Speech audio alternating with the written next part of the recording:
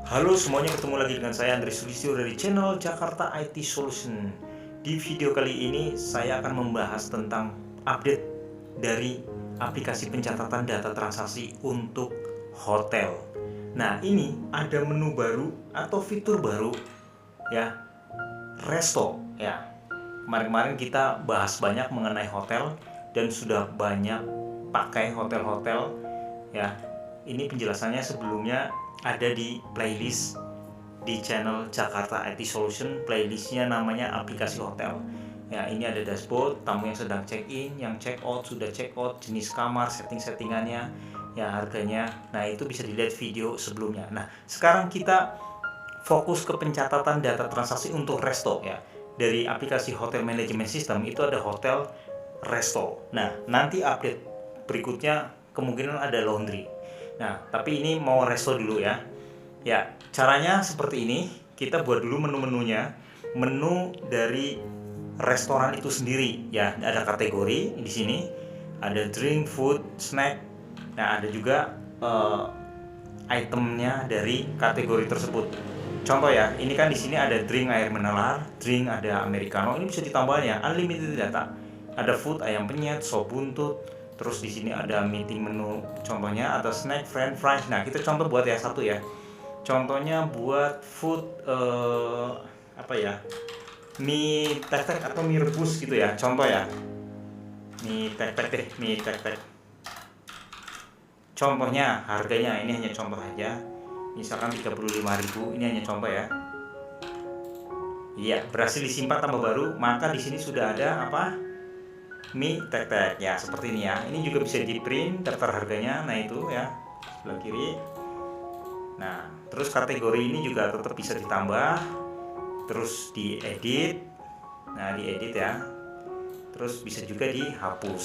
Kalau hapus nanti hilang ya.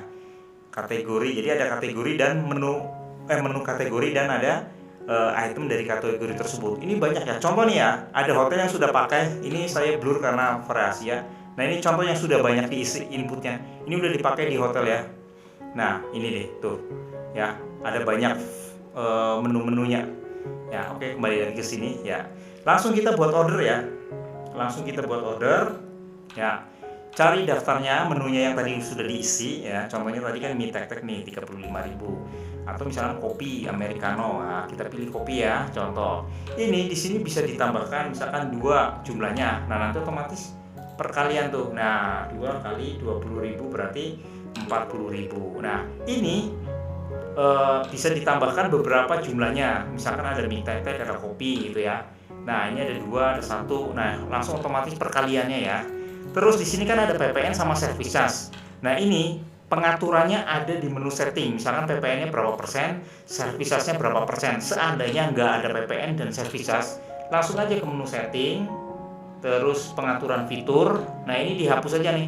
Kan PPN dan service charge ada 2 macam, satu buat hotel, ada buat resto. Nah, ini PPN misalkan dinolkan, service charge juga dinolkan. Nah, kita lihat hasilnya. Nah, maka kalau kebuat order tadi, nah PPN-nya sudah 0. Jadi settingannya di menu setting pengaturannya ya. Nah, seperti itu. Misalkan contoh ya, kita simpan, nggak usah pakai PPN, nggak ada services. Nah, oke, langsung aja. Ini catatannya misalkan mie tek-teknya nggak pedas. Nah, udah gitu misalkan. Ini hanya contoh ya. Nanti di lapangan gimana, ada pedas atau misalkan nggak pedas. Terus misalkan kopinya gulanya gimana, normal atau less sugar. Nah, terus di sini ini pengaturan di sini ini sengaja nggak dipilih tetapi diketik. Bisa nomor kamar, misalkan nomor kapal 201. Terus namanya misalkan Andre gitu. Atau tamu di luar hotel itu sendiri misalkan. Itu bisa ya. Langsung diketik di sini. Misalkan nggak usah pakai nomor kamar, tapi pakainya langsung nama misalkan Jerry misalkan. Nah, itu contohnya. Terus kalau pelayan di sini, pelayan ini waitress itu harus diisi. Ini ngambil dari data karyawan gitu ya. Nah, contohnya seperti itu. Nah, kita simpan misalkan ya, nomor kamarnya misalkan 201. Contoh, ini hanya contoh aja ya. Nah, seperti ini ya. Ini ada tanggal 5 Desember dibuatnya video ini. Terus nomor order itu otomatis ya. Terus langsung aja kita simpan ya. Kita simpan, yes, oke. transaksi berhasil disimpan. Nah, ini data yang sudah disimpan ya, untuk konfirmasi bahwa order baru itu berhasil disimpan. Bisa print ke dapur. Nah, ini kayak gini. Print ke dapur berarti ini untuk ke dapur untuk proses di kitchen ya. Nah, proses pembuatannya ada Amerika 02 mie tek-tek 1. Nah, keterangannya masuk di sini nih, nggak pedas misalkan, berarti yang nggak pedas ya mie tek-tek ya. Nah, seperti itu. Terus di sini ada juga print invoice, langsung jadi invoice nih. Itu bisa di sini nih. Invoice pakai kertas besar. Kalau yang ke dapur kertas kecil, yang invoice ini karena di hotel jadi kertasnya besar. Nah, seperti ini. Ada item name-nya, totalannya, semuanya di total ya, berapa kuantitinya. Terus pengatur isi-isiannya semua sampai dibayar berapa. Nah, ini belum lunas. Itu hanya contoh. Terus kembali ke recap order. Nah, berarti ke data pesanan. Nah, ini dia nih. Nah, di recap order ini ada status, ada proses dan diantar. Kalau proses berarti dalam masa pembuatan di dapur. Kalau diantar berarti sudah diantar ke kamar gitu atau ke customer. Nah, seperti itu. Nah, kalau seandainya mau dirubah nih edit order ini bisa nih. Nah, tuh. Tiba-tiba di tengah-tengah, ini kan belum bayar ya. Di tengah-tengah mau nambah lagi. Ini otomatis nanti pengaturannya berubah di sini. Penjumlahannya. Nah, kita contoh ya penjumlahannya. Tambah lagi deh misalkan french fries 20.000. Nah, kita lihat hasilnya. Ya, 40, 35, 20 jadi 95. Nah, seperti ini. Otomatis ini langsung menghitung datanya gitu. Nah, ini kalau simpan ininya catatannya. Kalau ini otomatis sudah tersimpan pas begitu waktu pemilihan menu. Nah, kalau misalkan disimpan gini juga nggak apa-apa gitu. Order berhasil. Nah, kita lihat hasilnya. Print invoice cek ulang ya. Nah, ini ya sudah 3 ya, seperti itu. Terus kalau mau diedit prosesnya, dari proses kemudian diantar. Nah, ini bisa nih simpan perubahan. Nah, simpan perubahan berhasil. Nah, ini prosesnya jadi diantar. Kalau tadi kan proses ya, sekarang diantar. Nah, terus di sini ada pembayaran. Kalau sudah dibayar, maka nanti otomatis order selesai begitu. Terus di sini juga ada hapus ya, kalau seandainya nggak jadi itu hapus. Nah, coba ini contoh aja.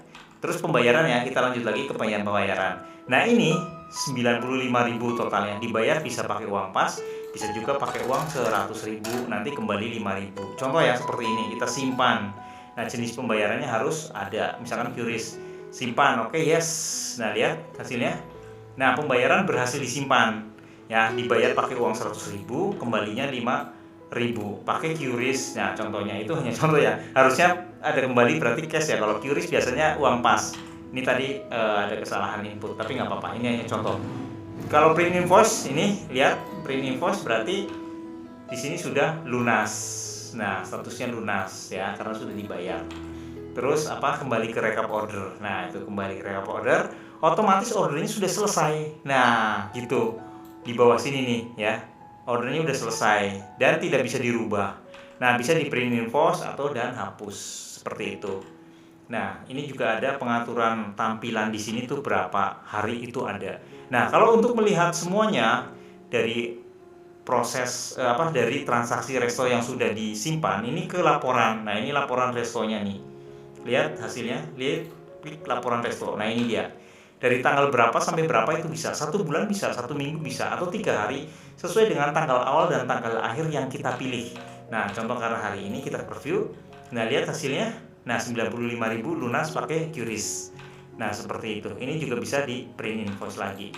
Nah, kalau cetak. Nah, cetak berarti di print laporan restoran itu. Nah, ini dia nih ya. Pakai QRIS 95.000. Nah, gitu. Ini contoh. Terus di Excel, diekspor. Nah, kita ekspor, nanti filenya otomatis jadi file ekspor ini. Nah, kita contoh, kita lihat hasilnya. Mana nih belum muncul. Nah, ini dia.